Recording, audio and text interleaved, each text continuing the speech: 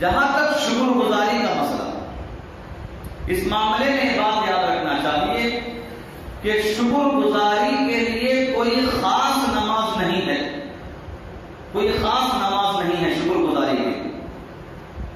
اگر میں آج امتحان میں پاس ہو گیا تو چلو آ کر 2 رکعت نماز پڑھوں گا، ایسی کوئی نماز نہیں۔ اگر میری شادی ہو گئی جا کر میں 2 رکعت نماز پڑھوں گا، ایسی کوئی نماز نہیں۔ شکر گزاری کے طور پر کوئی نماز نہیں، یہ بات یاد ہے، جسے ہم صلاۃ الشکر کہتے ہیں، شکریہ کی نماز کہتے ہیں، ایسے الگ سے کوئی نماز نہیں۔ اگر شکریہ کے طور پر کوئی چیز کرنے کا حکم شریعت میں ملتا ہے تو وہ صرف سجدہ ملتا ہے، جسے سجدہ الشکر کہتے ہیں، شکریہ کا سجدہ۔ جیسے قرآن مجید کے اندر سجدہ تلاوت ہے، تلاوت کا سجدہ،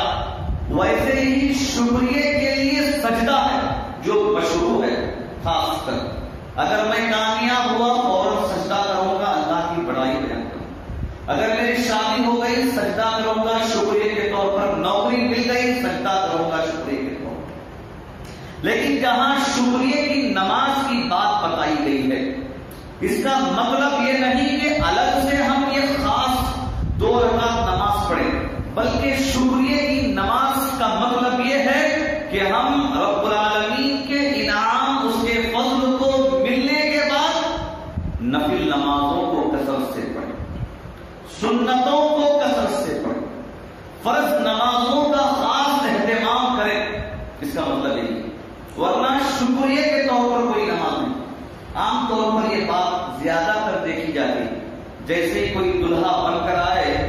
نکاح یا نکاح ہونے سے پہلے، نکاح کے بعد مجبوراً اسے 2 رکعت نماز پڑھاتے ہیں، شکریہ کی نماز کہتے ہیں، اور لوگ بھی اس طرح عمل کرتے ہیں۔ اگر نوکری مل گئی کبھی کر لیتے ہیں،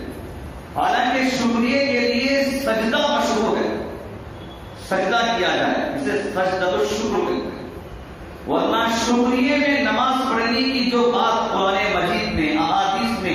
بتائی گئی ہے، اس کا مطلب یہ ہے کہ اللہ کے فضل کو ملنے کے بعد جو نمازیں پڑھنے کے ہیں وہ نمازوں کی پابندی کی جائے،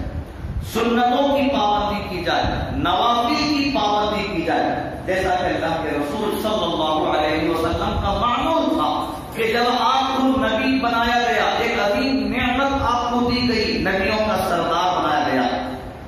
بڑا مقام و مرتبہ آپ کو دیا گیا، آپ اس کے شکر گزاری میں رات بھر آپ نمازیں پڑھ رہے ہیں، زندگی بھر آپ نے نمازیں پڑھی، اور جب مکہ فتح ہوا اس وقت بھی آپ نے نمازیں پڑھا۔ شکر گزاری کے طور پر نمازوں کا معاملہ ایسا ہے کہ آدمی کثرت سے نوافل کا اہتمام کرے، کثرت سے سنتوں کا اہتمام کرے، اس کی پابندی کرے، یہی شکر گزاری کا نماز کے ذریعے بہترین طریقہ۔ محترم حضرات،